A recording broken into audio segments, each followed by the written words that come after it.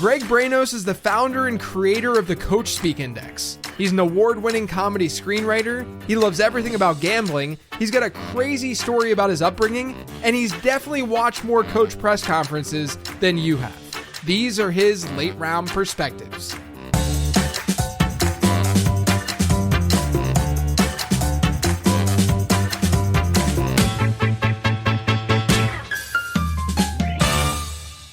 This episode is sponsored by Underdog Fantasy. If you haven't played over at Underdog yet, now's the perfect time. There are tons of different best ball leagues that you can join, and there's definitely a league out there that fits what you're looking for. And you can use all the things that I've talked about with guests on Becoming a Best Ball Bro to crush those drafts. But like I said, now's the right time to join up. Because if you go and you sign up and use promo code LATEROUND, you not only get a nice deposit offer, but you also get a free late round draft guide. That's a $25 guide emailed to your inbox after signing up for absolutely free.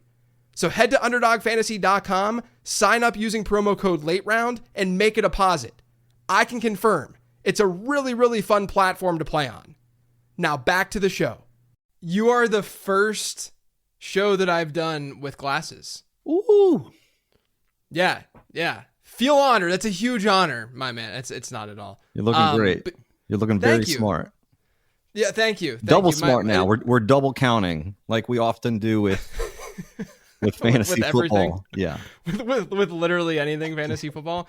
It's been a change, man. I don't know if you have relatively bad eyesight or bad eyesight, or if you have a prescription, but I put these glasses on. I got them yesterday. My eyesight's not bad enough where I have to necessarily wear them all the time, but I'm one of those people that when I see an enhancement or when I just feel so much better, like I changed my diet 3-4 years ago and I just felt so good that I don't want to ever not do what I do now because I just feel so much better. Right. And I feel that way while wearing these glasses, man. Like I feel like I can see through walls at this point.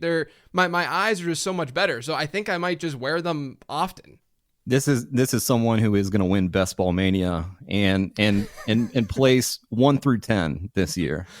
Yeah, let's not get too far ahead of ourselves because I might have a little bit too much Zach Charbonnet with all of the Kenneth Walker stuff going on. But we'll talk about that in a second. The thing that I really want to kick things off with is Coachspeak Index. It's been something that has really, really done. You've done an amazing job with it over the last year or so. And I know you sent that like montage video out. Was that the 1 year anniversary? Of anniversary. Coachspeak Index? Yeah. So you sent that montage out. I was very honored to be part of that in some form whenever we had that big ship chasing live stream. But it's still, a relatively new thing to the fantasy football space, but you've done a great job growing it and getting it out there.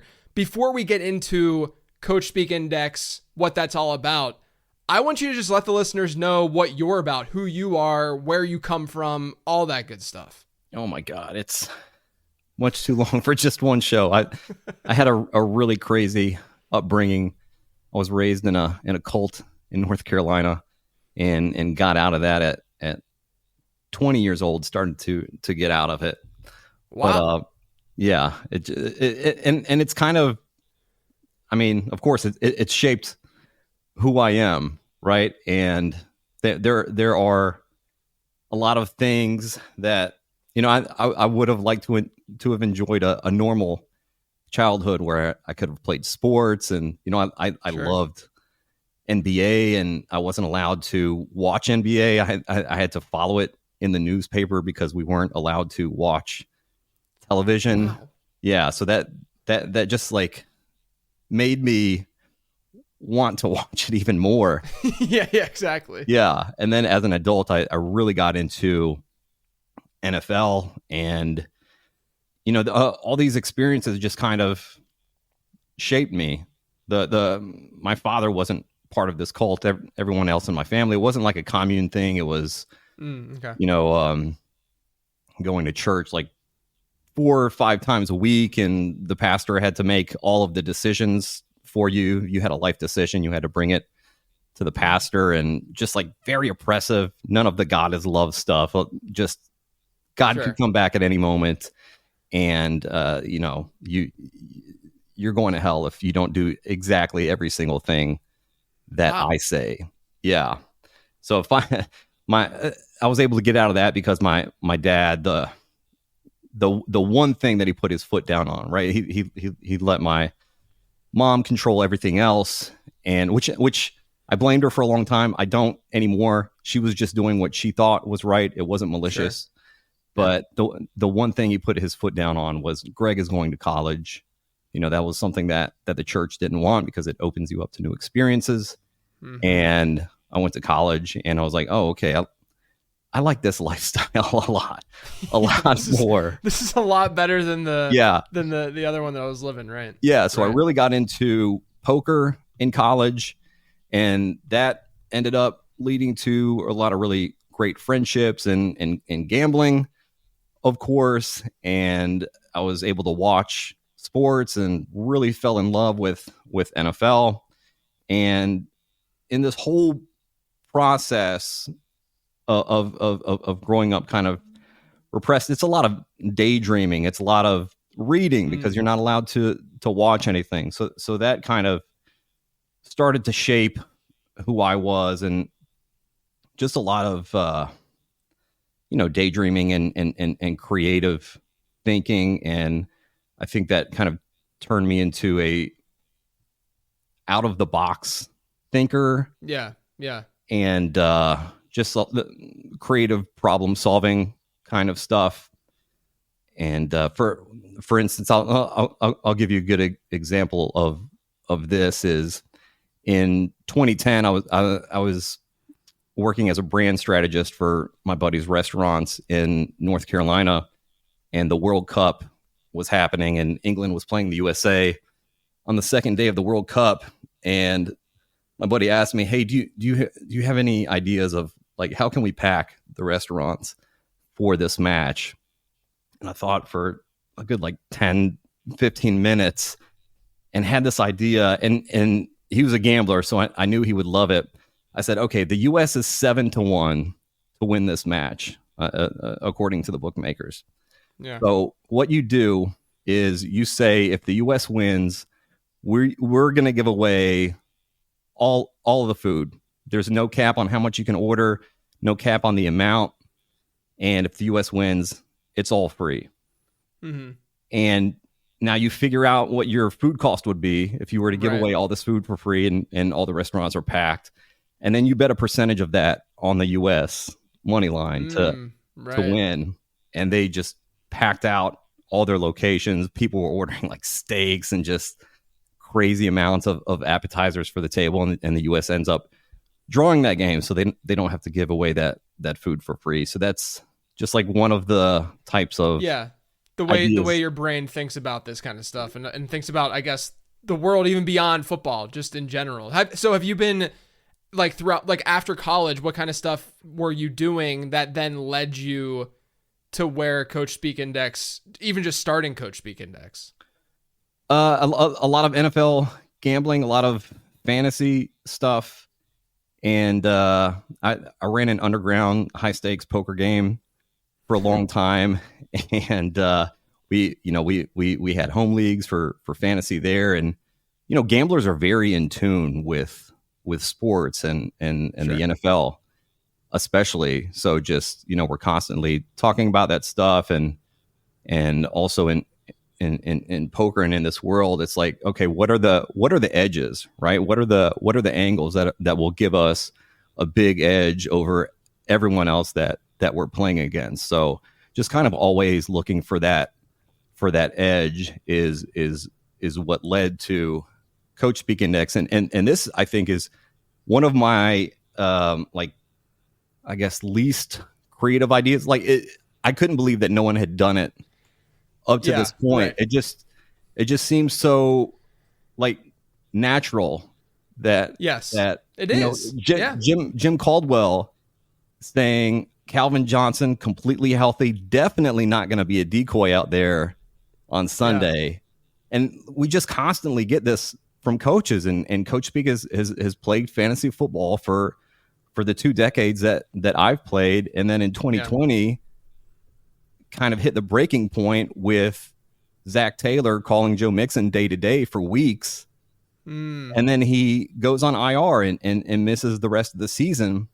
And I was just tired of getting rug pulled, and quickly came to the realization, after a couple decades, but came to the realization of, well, hindsight's 2020. I can go back 6 years on every coach, look at all their actionable coach speak, looking at their press conferences and press conference transcripts and everything that they've said, and just log that into a database and grade each piece of coach speak as true or a lie or a gray area, put in full comments so I can go back and reference it whenever we get things like language matches of a, Pete Carroll saying no hesitation playing Jackson Smith and Jigba. Well, he said no hesitation about these other players in the past, and they played like 30% of snaps in those games.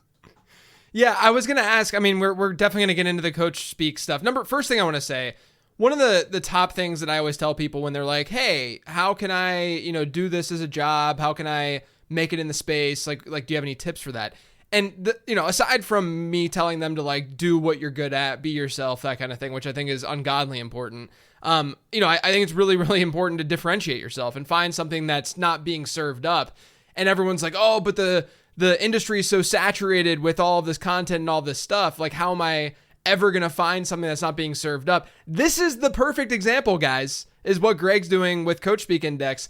There's something out there that's not being served. And he says, hey, look, this is something that I can do and that I worked on. And now all of a sudden we have a really, really great source to get clips and to see what coaches are saying. And then obviously, what you're saying is the grading system. So let's talk about CoachSpeak Index for a little bit. So if you could describe it in a handful of sentences, paragraph, however long you want to talk about it, how would you pitch or describe CoachSpeak Index as someone who hasn't checked it out yet?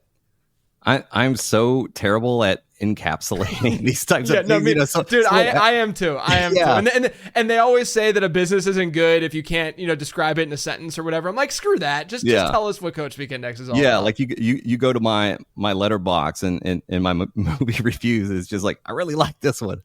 Yeah. CoachSpeak Index is a fantasy football tool that it's a CoachSpeak solver, and it gives you all of the context that you need to approach each piece of CoachSpeak and kind of translate it into how this is going to affect a player for the season.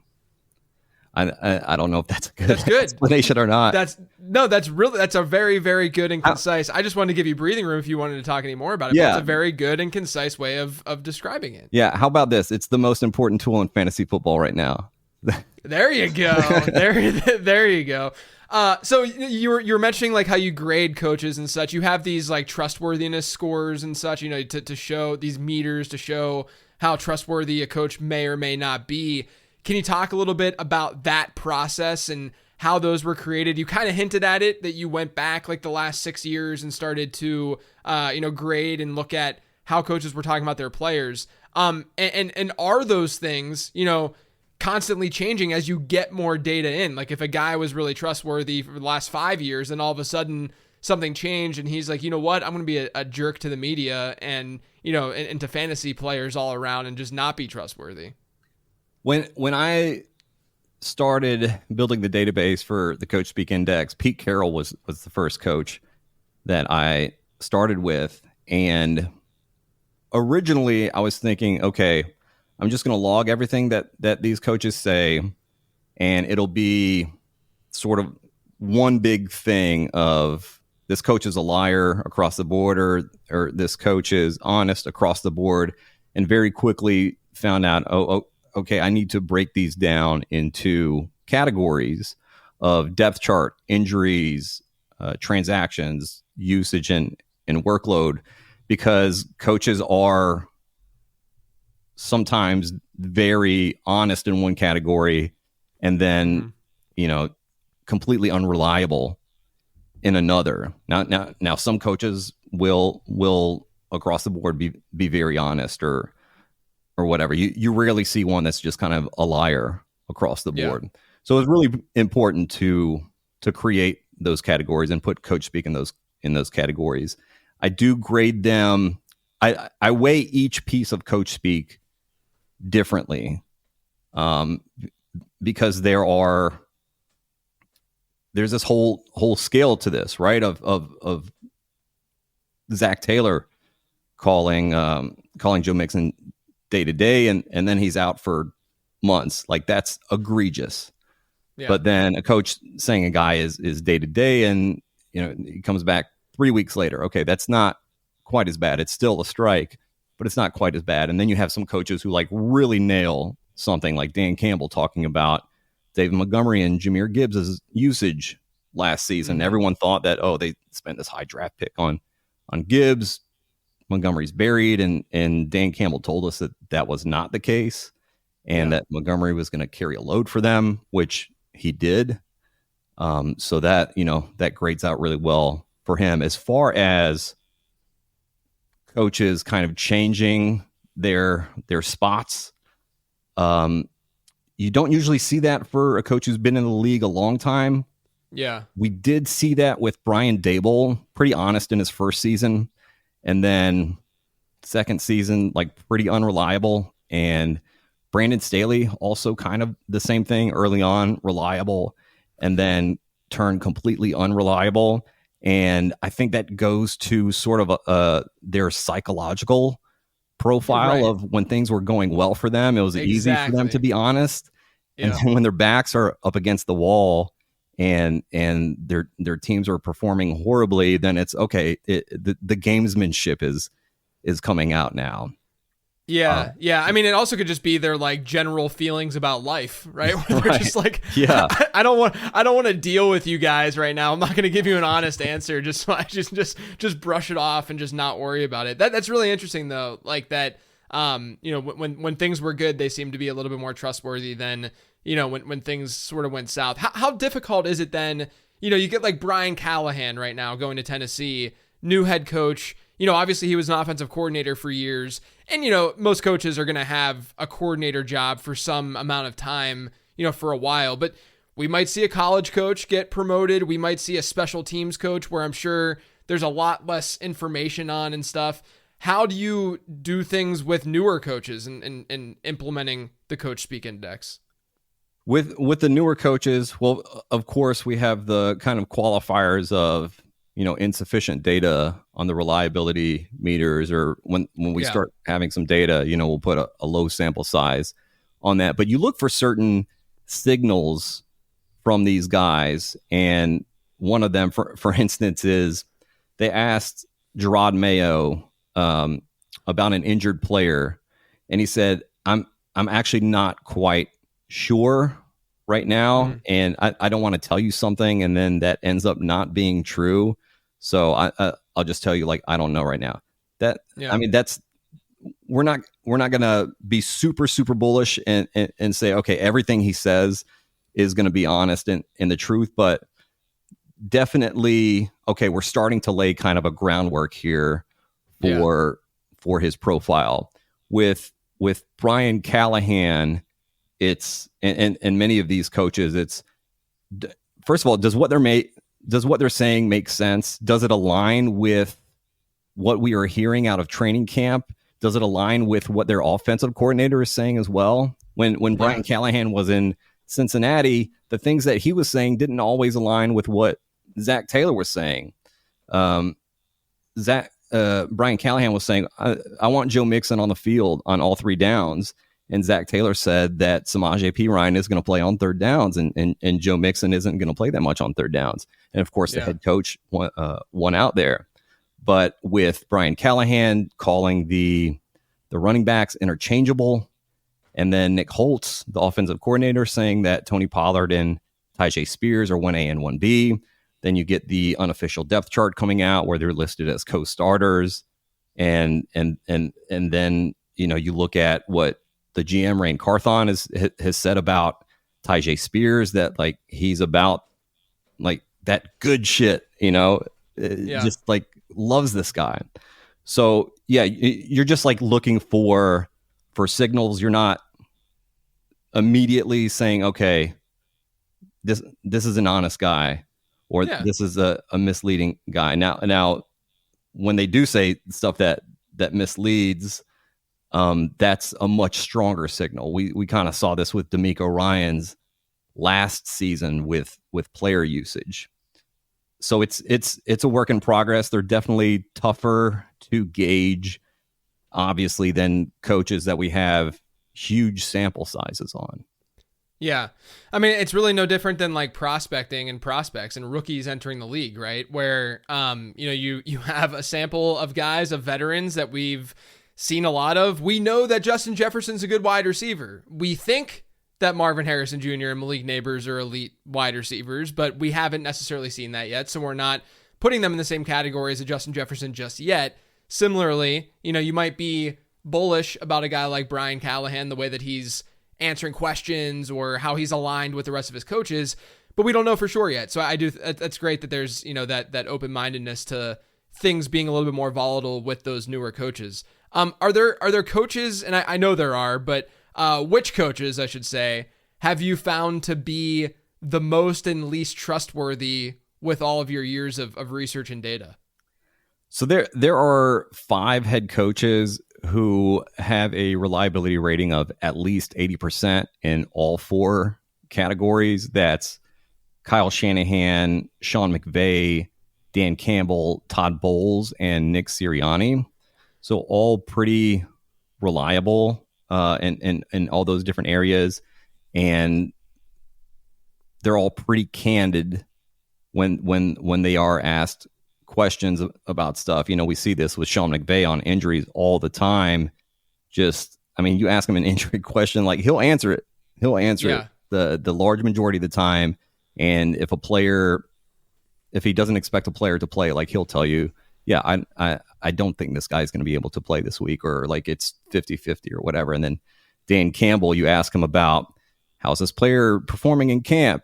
And if they're not performing well, he will tell you that. Same thing with Todd Bowles. So love when these coaches are both candid and, reliable. As far as least reliable, we got rid of the 2 least reliable this past coaching cycle with Bill Belichick and Arthur Smith. So the one that we have left now is Robert Saleh, who is extremely unreliable. Really funny situation last year with offensive lineman Dwayne Brown, where he missed 3 days of practice, and Saleh said, or they asked Saleh, is he going to be able to play? Missing 3 days of practice. He was like, yeah, he'll be good to go. They put him on injured reserve the very next day, and that's just like one example from Saleh. So yeah. Do you think that sometimes, like in that Saleh example, like it could just be that he's that disconnected from what's going on with the team? Not to say that would make the Coachspeak Index unreliable, because that's obviously a trait then that could just continue throughout their tenure wherever they're coaching. But do you think that could play a role as well? I mean, when you see this pattern of these things happening over and over, I just can't believe that this guy has no idea of the operation of his team and like the health of his players. Right. Yeah. So it's like a combination of like, maybe he sucks as a leader, but also maybe he's just a liar. And either way, he's not a reliable, a coach when it comes to the Coachspeak Index stuff. One thing I want to talk to you about is, it's very easy, the whole reason why people talk about Coachspeak, often at least on like fantasy shows and such, is because of the unreliability of what coaches are saying. And obviously you're trying to solve that with Coachspeak Index to say, well, this guy is reliable, this guy isn't reliable. But then oftentimes you'll see fantasy managers run with these ideas of what coaches are saying. One example being, what's going on, let's say with, we're going to talk about some backfields, but let's talk about the Kenneth Walker thing really quick. Where, all the coaches are coming out saying that he's crushing camp. And then you get Ryan Grubb, their offensive coordinator. You had tweeted this the other day saying that Kenneth Walker is looking like a 3-down back, and they want to use him more as a pass catcher, right? And so obviously, like even myself, I look at that and I'm saying that's the one piece of information we've really, really been waiting on. They can sit there and say we're going to use him more, but what is it that Kenneth Walker really needs? It's the pass catching stuff. Like that's the place where he has, what he hasn't had, throughout his college career and now in the NFL. But do you think that there's a fine line in, using that information to your advantage and taking advantage of that, and then taking it too far where you can say, I'm going to bump Kenneth Walker up a tier and maybe into that like Mixon, Rashad White range, let's say, as opposed to having him in more of like the Alvin Kamara, David Montgomery, maybe Kamara's not a great example, but David Montgomery range, let's say. And so, you bump him up a tier. It's a modest jump, but it's probably pretty easy. And I'm sure you see it all the time of people taking it a little bit too far. And my question to you is, do you think that people are taking it too far? And how would you balance that and that all that information?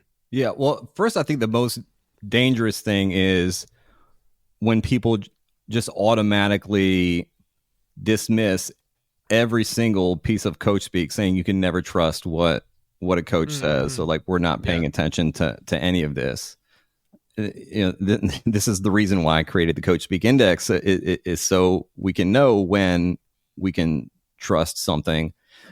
As far as believing the coach speak just kind of in a vacuum, not even talking about reliability ratings, I think the most dangerous thing is when we are only accepting it and using it to confirm our priors, and we are never allowing it to change how we feel about players. I think that's a very dangerous spot to be in. Yeah, I think that's a good point. And the other thing that I'll say is I've used it, especially the stuff that you're doing. It's been really, really helpful for my process. I obviously am doing a lot of like player analysis and prospecting work and projecting and projections. And so when I see them say, okay, we're going to use Kenneth Walker more in the passing game, like let's use that as the baseline argument for this situation. I look back and I say, okay, what's the evidence that we have that this would happen, right? You go back, and of course, by the way, on a couple shows that I went on Tuesday or whatever, right before that came out, I talked about, well, they're not talking about Kenneth Walker as a pass catcher. And then literally after I did all these shows, they talked about Kenneth Walker as a pass catcher. Yeah, I saw your underdog. Yeah. I'm like, you've got to be kidding me. Like I was like, I have him right now. But regardless, my thing with the Walker stuff, and correct me if I'm wrong with this, because I think it's a really important conversation to have. My thing with the Walker stuff is we have this evidence in college at multiple schools, right? He then goes to the NFL, and in the NFL, not only did they go out and they get Zach Charbonnet, after Kenneth Walker's year one, but Charbonnet in his year one and Kenneth Walker's year two, so last season, was arguably a better pass catcher, got just as much work out of the backfield as a pass catcher. It's literally been like 5 seasons worth of data now that Kenneth Walker has not been a high volume receiver, right? And then when you look at the projections for Seattle, you see DK Metcalf, Jackson Smith-Njigba, Tyler Lockett, Noah Fant, obviously a decent pass catching tight end. You have these bodies there where there's only a 100% target share from a projection standpoint for every team in the league that then gets divvied up. I know that people don't like divvying up targets because targets are earned, and so is target share. But when you have a lot of competition, this is part of my argument against like a DeAndre Swift this year, is like, yes, DeAndre Swift is a pass catching back, but what benefits them more to throw it to DeAndre Swift or to throw it to Rome Odunze or to throw it to Keenan Allen, et cetera, right? Because those 3 guys could each see a 20% plus target share this year. So the way that I kind of consume this information, and again, I would love for you to critique that as someone who is looking at the Coach Speak stuff consistently, is to say, okay, Kenneth Walker has had a sub 8% target share per game rate both years that he's been in the NFL. They're saying they want to use him a little bit more in the passing game, or they want to use him in the passing game. Understandably, probably not going to get to like a 15% target share in that offense. Like it's going to be pretty difficult for Walker to get that high, but sure, I'll bump him up maybe to like a 10 or 11%. Like I think that's now a reasonable outcome for him based on the way these coaches are talking about how they just want to use him. And if he doesn't get there, he's not necessarily a bust of a fantasy asset. He's just back to the volatile Kenneth Walker, right? Like the guy that's an RB2, he's going to give you these spiked weeks, but he's going to be kind of a headache to manage in a managed season-long league, not so much best ball, but he's going to be more of a headache in a managed season-long league because it's going to be up and down, and Zach Charbonnet might get work, et cetera, et cetera. Is that the way that we should probably be thinking about things? Well, first, let's go back a couple months when they asked Ryan Grubb about using running backs in the passing game. He said, I love using running backs in the passing game. which we didn't see a ton of that when he was offensive coordinator at Washington. We did see that when he was the offensive coordinator at Fresno State. So it's kind of dependent on the personnel for him, which is good, right? He's not forcing it if he doesn't feel like he has that personnel. And now he's talking about Kenneth Walker as if he views him as he doesn't have to be Christian McCaffrey of getting 8 targets per game. We just need like a few targets per game out of Kenneth Walker. And this is kind of icing on the cake, especially if he's staying around this ADP where he is right now. He is, his hands are decent, right? This whole thing of like Kenneth Walker can't catch the ball is a myth. You can talk about not earning a target share. That's fine, right? But let's understand that he does have okay hands. Again, not CMC, but he's not Tank Bigsby where like balls are bouncing off his hands here. I think that's also something I want to shout out is that like I don't think that there's a massive delta between an above average pass catcher at running back to a below average one, right? Mm-hmm. Like if you were to categorize as Kenneth Walker as an average pass catcher, I would like just because his target shares have said what it said throughout, his history as a player. I'm not going to argue that at all, right? Like I think that's that's probably what he is, and so therefore a coach saying this could easily make Kenneth Walker see an uptick of 3% in target share. Yeah, and there's also just like how will they get him the ball? It's not like he's going to be running these deep wheel routes, right? He's not that kind of pass catching back, but you throw the ball out to Kenneth Walker kind of the same way that the Buccaneers used Rachaad White last season as they would pass him the ball on these short little screens or whatever as an extension of the running game. And, knowing how Ryan Grubb likes to get his offensive linemen out and like kind of moving them out in space, like we could see a lot of screens for Kenneth Walker this season or, these short kind of dump off passes. And we know what he can do once he has the ball in his hands. So we've seen him rip off just these monster runs time after time. We talk about home run hitting, big playability. So now you get that in a different spot in a different way than just running the ball. So he can do it running the ball, and he can do it on these kind of schemed up touches where it seems like there's a little more chaos going on in the play, which is very much a Ryan Grubb thing. And that chaos benefits Kenneth Walker. He's been a very chaotic running back. Yeah. It's a difficult eval for me, no doubt. Kenneth Walker and Alvin Kamara are the two running backs this year that have given me the most heartburn. It's a very, very, I've gone back and forth. I'm probably I feel like by the middle of August, I'm probably going to be above the market on Kenneth Walker after being below the market and saying that he was basically in a void for a little while, right? And that's a tough thing to do. Yeah. Look, my game is not to sit here and stick with a take no matter what. Like when I'm getting more information, like through Coachspeak Index, and I'm using that information because my goal is to get people to win. Like my goal is to not just, of course I want to be right because that leads people to winning. But the fact that my ranking of Walker has changed and the way that I'm drafting Walker has changed, the 90% plus of people haven't drafted yet, right? So I'm fine with, I'm even more fine at this point, pivoting at least a little bit. I'm not saying that I'm going to go out and get Kenneth Walker everywhere or say you got to get him everywhere, but I do think that all of this is really, really pertinent information because at the end of the day, I do think that Coachspeak Index and Coachspeak in general is really, really big at the running back position because it's something that I've talked about for years on this show. If you were to look at the positions in fantasy football, obviously quarterback, just the way it's scored, it's just a different beast. So talent doesn't necessarily always drive fantasy production. But at wide receiver especially, you got to get open to earn a target. You got to win these battles by yourself in order to get targeted in the first place. Now, you got to hope that you have a good quarterback, you have a good scheme, all that stuff matters. But wide receiver is a more talent-driven position when it comes to production, whereas running back is, hey, if your coach, if you're Sean McVay and you have Kyron Williams and you say, I want Kyron Williams to see 100% of the backfield touches, Kyron Williams is all of a sudden a top 2 or 3 running back in fantasy football. Doesn't matter how good or bad you think Kyron Williams is, what the coach is directly doing to that player and for that running back matters tremendously. And that's why when it comes to this kind of stuff, I'm way more open to changing my approach with these guys and my feeling, my vibes surrounding these running backs because of coach speak than I am other positions. Have you found that to kind of be the case? Yeah, you have so much more control as a coach over what is happening with your running backs in the running game than the wide receivers. Like you just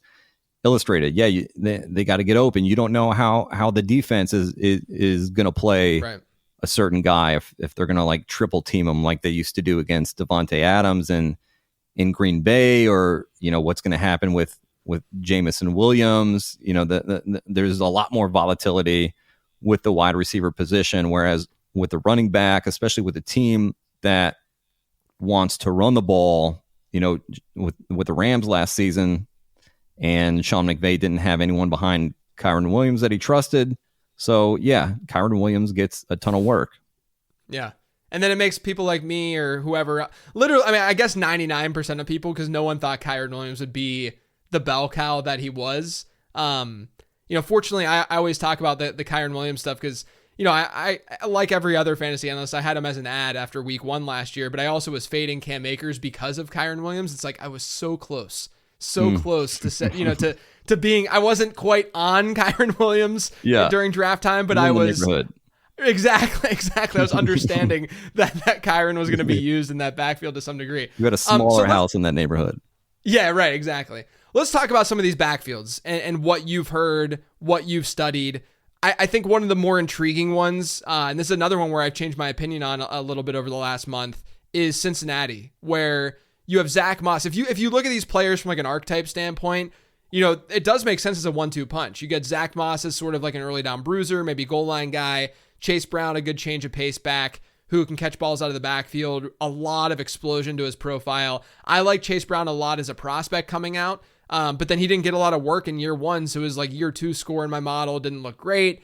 So it's been a roller coaster for me with Chase Brown. But I've been incredibly bullish on Brown based on what I've heard and seen, partially through or largely through your account, of course. But are all signs sort of starting to point towards Chase Brown, or do you think that based on your history with that coaching staff, this could just be a way of like motivating him or getting people excited about what they have in their backfield? What do you see out of that backfield?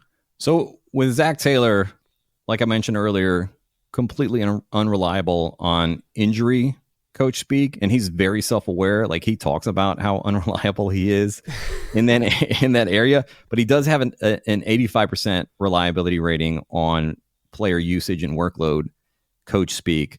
And what he is saying, what their de facto general manager Duke Tobin is saying, what their offensive coordinator Dan Pitcher is saying, what the camp reports are saying is that, yeah, Chase Brown is going to get a lot of work here.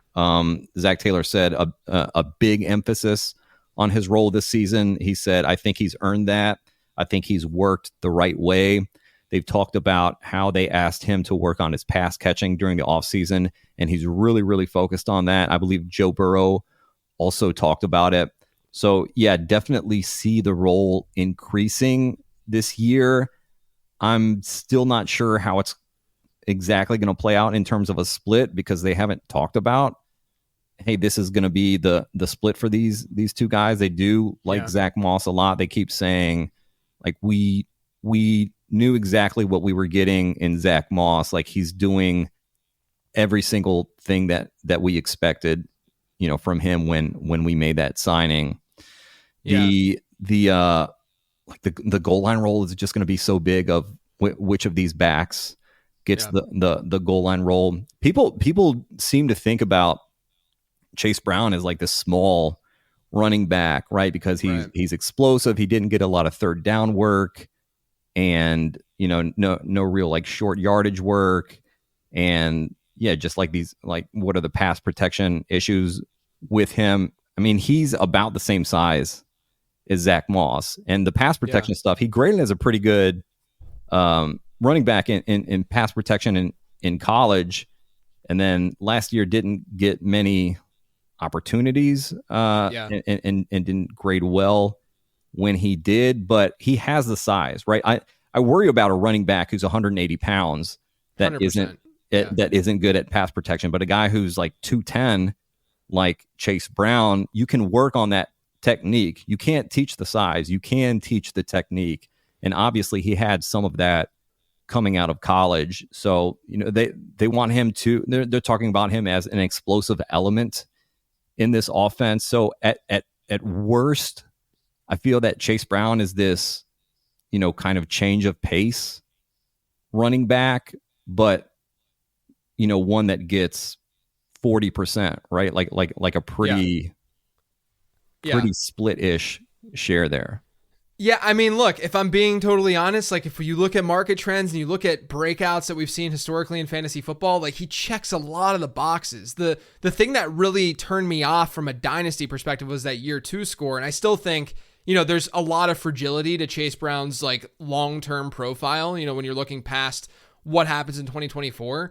But if you're trying to place a bet on like a middle round running back, you want year 2 guys who are pass catchers, who are in good offenses. I mean, like, he's really checking a lot of those boxes. Zach Moss checks some of them, but I always tend to lean towards the pass catchers more just because we know that targets are more valuable in every single format. And now all this hype is just there for Chase Brown to the point where I'm fine with being really, really aggressive and targeting him right now, but I'm also fine with targeting Zach Moss. There's a lot of those really ambiguous up in the air backfields this year. I love it because I know that's where gold is found in fantasy football, and that's for you and for your business purposes. That's great because people are going to be seeking out that information. But I think Cincinnati's is one of the more intriguing. Another backfield that's a little bit more up in the air than it was last year. We just talked about it a little bit with Kyren Williams. My stance on Williams has basically been he is Sean McVay's dude. Like, Sean McVay loves him some Kyren Williams. But then on the other hand, I recognize, his size. He's a little bit smaller than Chase Brown. I recognize his prospect profile coming out wasn't the strongest in the world. Wasn't that bad. I thought he would be more of a change of pace receiving back in the NFL level, but obviously he was a bell cow last year. And then you look at their actions and they go out and they draft Blake Corum, who of all backs in this class is the most that looks like Kyren Williams. They draft him with a day 2 pick. So what have you seen through these interviews and such? Do you think that Kyren Williams is properly rated by the fantasy industry, or do you think that there is reason to be a little bit worried? Well, the Rams certainly have a type yeah, exactly. at running back. They when they drafted Blake Corum in the press conference that night, and they were asked about him, and they said that they drafted him because he showed a lot of the traits that Kyren Williams had. We saw last season, they used Kyren Williams so much because Sean McVay didn't trust the running backs that they had behind him. Yep. And, when he was out, we got sort of a committee-ish thing with Royce Freeman and Darrell Henderson.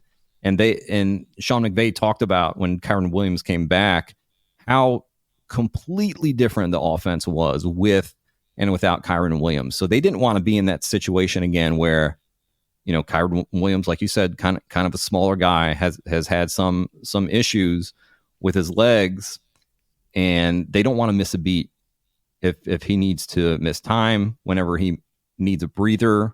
Their general manager, Les Snead, said that the Blake Corum pick was more about kind of not totally wearing Kyren down.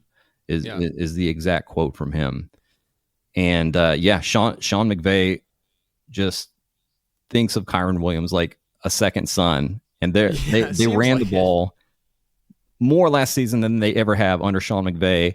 And then this offseason, we see them, beef up their offensive line. I think this is a kind of a Sean McVay thing where he's staying a step ahead of the rest of the NFL. He sees linebacking cores getting smaller and smaller. So what he does is he beefs up his offensive line, and I think they probably run the ball even more this year as long as that offensive line is healthy. Yeah.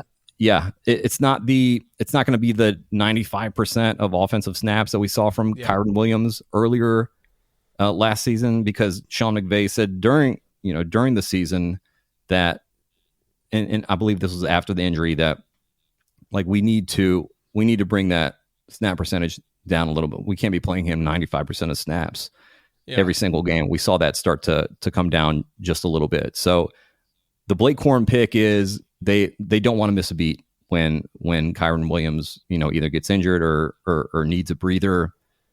And it's still going to be heavy Kyren Williams usage this year.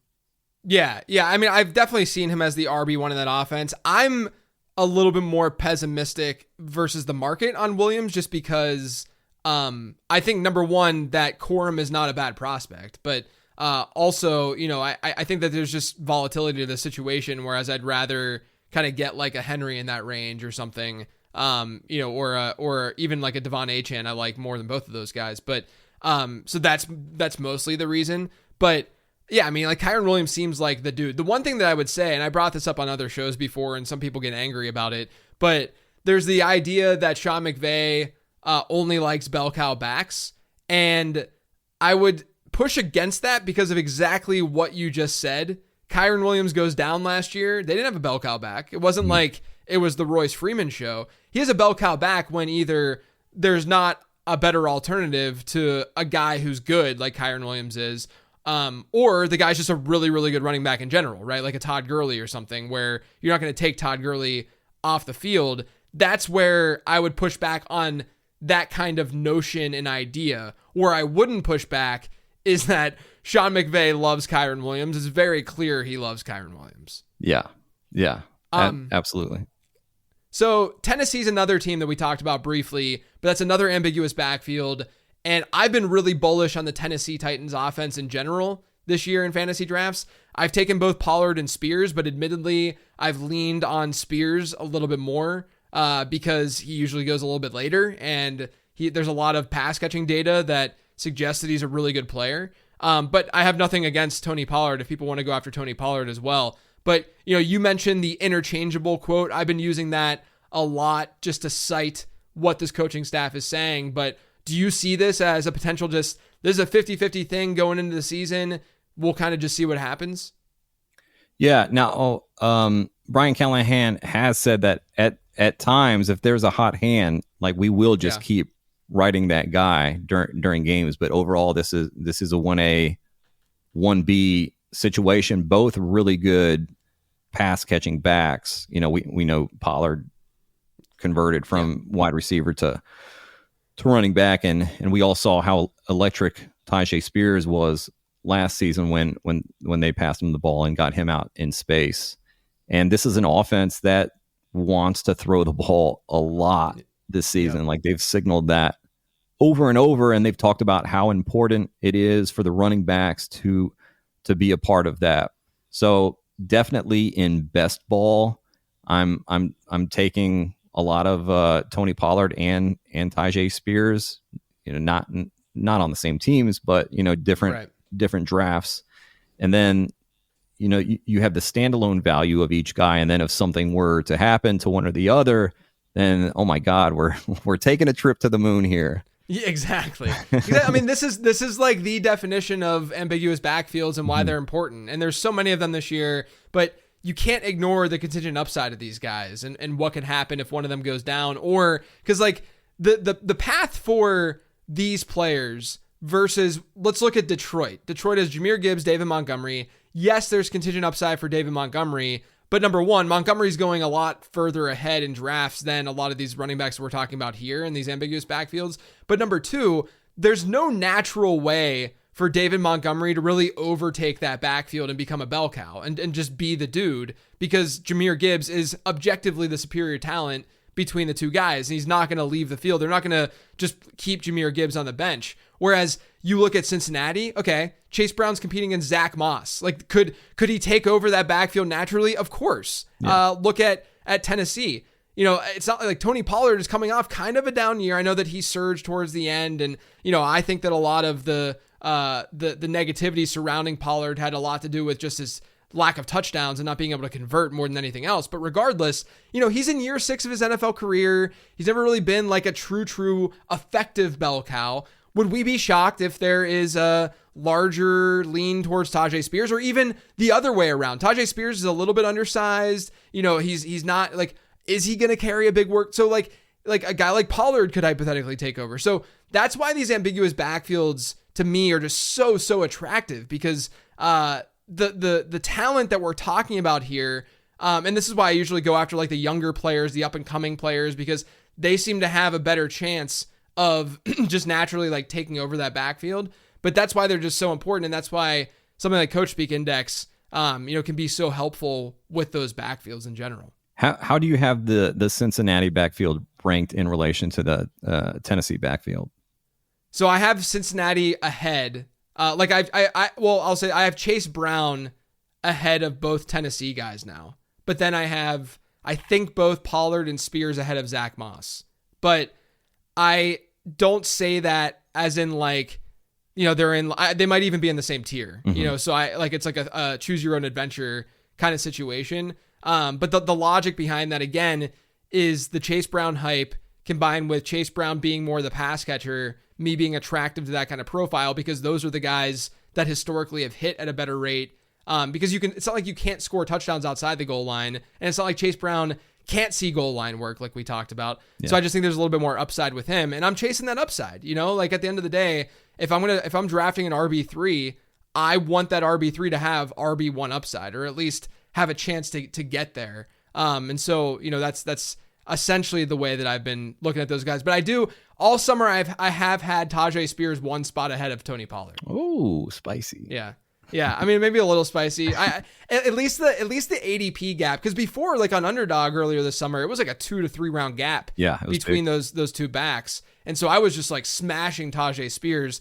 Now it's like a round to half round. Like it's not nearly as significant as it was. But yeah, I mean, if that's spicy, it's spicy. I guess I'm it's just a player that I'm riding a little bit heavier this year, versus others.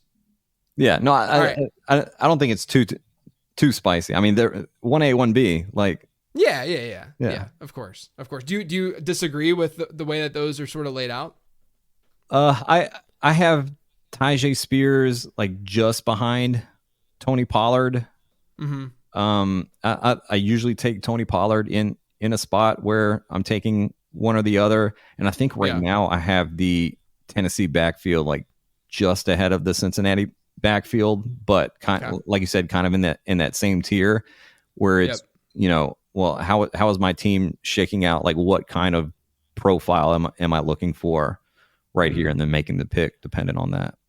Yeah, I'll say this. I mean, I'm higher on all 4 of those guys versus the market, because I pushed down some of like the Devin Singletary, Brian Robinson types. They just don't do it for me nearly as much. And we won't be talking about them today, but I'd much rather be going after the ambiguous backfields, because there's just so much more upside. The reason why there's multiple running backs being drafted from the same team in the middle rounds is because that situation is likely pretty good, right? Like Cincinnati, that situation is pretty freaking good. We've seen, although Joe Mixon hasn't been the most efficient running back in the world, we've seen his expected fantasy points just be amazing through the years in Cincinnati. And then, Tennessee, I'm buying just the offense in general, taking a little bit of a leap. So that's the main argument, I think, with those ambiguous backfields. Another sort of ambiguous backfield, but they're not being drafted very high, is Denver. This is the last one that I want to talk to you about. My first question is Sean Payton reliable? Because I feel like most people would just like offhand, just guessing, say that he's probably one of the least reliable, just assuming that he would go that direction. But, whether reliable or not, how are you expecting the Denver backfield to sort of shake out? Yeah, so he has a 50% reliability rating on usage and workload coach speak. So yeah, definitely not reliable. But, like I mentioned earlier about just kind of looking for signals from these coaches. And he has talked about Jaleel McLaughlin so often this offseason. And a lot of it has been unprompted, which is like the number one kind of thing that you look that's like for. the holy grail of Yeah. sports of coach speak, I feel like. Yeah. So his role, I feel, is very locked in. It's never going to be kind of a workhorse role for Jaleel McLaughlin, smaller running back, kind of in this, joker position that Sean Payton likes. But I think we see an average of probably 9 to 12 touches per game for him, and sort of high value touches, being used in the pass game, and we know how efficient he is with the ball in his hands. So that seems like the most kind of clear cut role in this backfield. And then you have that kind of first and second down runner position, which is Javonte Williams and Audric Estime most likely kind of battling it out. Sean Payton is talked quite glowingly about Javonte Williams this offseason, and talking about how he said that the complete heal finishes at 2 years for a running back or for a player coming off of an ACL injury. And we saw them give Javonte Williams 264 touches last season in the first year coming off that injury. And then Sean Payton body shames him this offseason into losing 10 pounds. So he looks like he did on his North Carolina tape. Yep. And it just seems to be headed in that direction of, okay, they're probably going to use Javonte Williams a lot. And they also do like his his pass blocking, it obviously his receiving work. He's a guy that can play definitely on all three downs. And a few like little orange flags in the way that he's talked about Audric Estime in the past of talked about, well, they took him because they had a 3rd round grade on him. They took him in the 5th round and just like really liked the value. And, they said that he grew on them as they watched the tape, and talking about like, we could see a vision. But then we get the quote from him that sometimes there's a guy that you just want to leave a draft with. And Audric Estime was that type of player for them. And, big hammer type of running back. Think about Mark Ingram and what Payton was able to do with him. But he did say the other day, I put this in I don't think I tweeted it out. I think I just kept it in the CoachSpeak Index Discord plug. But talking about Audric Estime, how like they don't, you know what? I'm just going to pull it up real quick because I think getting accurate. Yeah, do it. Well, I'll say this. I'll say this while you pull it up. Like, I think that of the players in that backfield, Javonte Williams probably has the most like natural bell cow upside, right? Do we see that this year? You look at how many touches he had last year, and you say, even if he gets that many touches this season, he's probably going to be a pretty decent fantasy asset overall. So I think that Javonte's fine where he gets drafted. Like, I wouldn't call him like an obvious target, but I think he's fine. I've gotten a lot of Jaleel McLaughlin. I think McLaughlin's like a very easy player to pick where he goes. Oh because my God. Great value there. If you look at, I always look at running back archetypes. The Blake Watson train that was sort of getting, leaving the station in like May after they had picked him up as a UDFA, that seemingly has cooled down a bit, but I haven't seen that train. I haven't seen that train since then. Exactly. Derailed.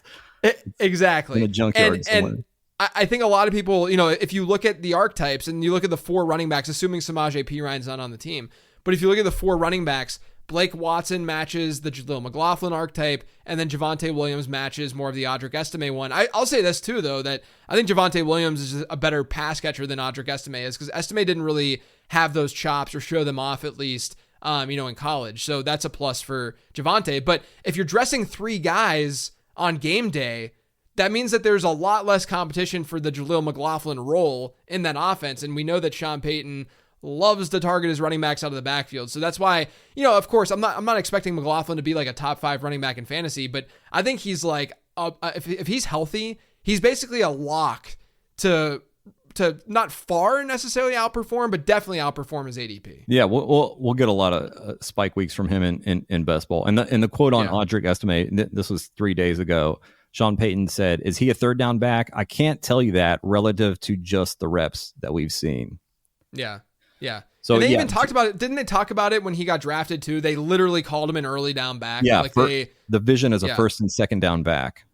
Yeah, right. So it was like very obvious that they saw him in that way. And honestly, and longer term, because this is Javonte Williams last year in his rookie deal, but long term, Audric Estime plus Jaleel McLaughlin is not a bad 1-2 punch in terms of like what they can provide to an offense. Yeah, the one thing I guess I would be scared of a little bit with Javonte Williams is, does Audric Estime get that goal line work? Just like really big, beastly back that once you get on the 1, 2, 3 yard line, it's all right. Let's bring in Estime.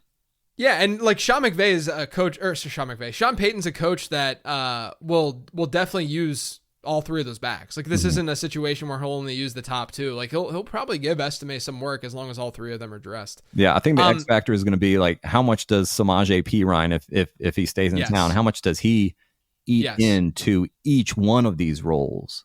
Yes, that Samaje Perine, yes. His presence still being there, because we're all almost assuming that he's just not going to be on the team, but his presence honestly could really ruin some things, whether it be Estime. Actually, I think Estime would be the dude that he probably ruins the most, because Estime then might not dress, let's say, on game day. But obviously then Perine would just dig into the other guys like we saw last year. Right. I will say, watching all of these Sean Payton press conferences, he very rarely brings up Samaje Perine's name. He talks about these other guys a lot, and it like to the point where the other day when they were asking Payton about, hey, how do you feel about the pass protection ability of your running back room? And he was going kind of down the line and mention Perine. I was like, oh, we got a Perine sighting here. Yeah, he recognized his existence on the team. That's good to see. All right, Greg, before I let you go, give me the biggest coach speak talking point that you think could sway fantasy football leagues this year. Oh my God. No pressure. There's just so many. It's like picking your favorite kid, right? Right. Well, I think one, and it's kind of a different bet now than it was when we were first starting to get this, but it was Dan Campbell talking about Jameson Williams and looking at the timeline of comments. And again, Dan Campbell, extremely candid and just like blunt about players. Last year with Jameson Williams, he was saying, man, we just got to keep working with this guy, got to keep working at it. And then we saw that progress later in the season, said, okay, he's kind of coming around. We got to start using him in creative ways. We got to use him a little bit more. And then we saw that usage go up, and they were saying, hey, he's getting better. And then we see that coincide now with what Matt Harmon charted for reception perception of, the kind of first half of the season for Jameson Williams. And then after kind of mid-October, where the reception perception looks very different for him. Now in the off season, Dan Campbell saying JMO's pushing to be a full-time starter now. And when they're talking about this wide receiver 3 conversation, Jameson Williams is not a part of that. He's like pretty locked in at this wide receiver 2 now. And Dan Campbell saying he's a man on a mission. He's the standout of OTAs. Just very, very bullish things for Jameson Williams. And he was going in kind of the 100 range a couple months back when we were starting to get these quotes from Dan Campbell. Now he's gotten pushed up into kind of the early 80s, and people are really scared of, he's the fourth receiving option on the Lions. Well, what about the fourth receiving option on the Niners? Like, that's a pretty valuable role as well. And tougher bet in redraft, but for best ball with Jameson Williams, like a fourth receiving option on one of the best offenses in the NFL with one of the best offensive coordinators, like that can be a pretty valuable role.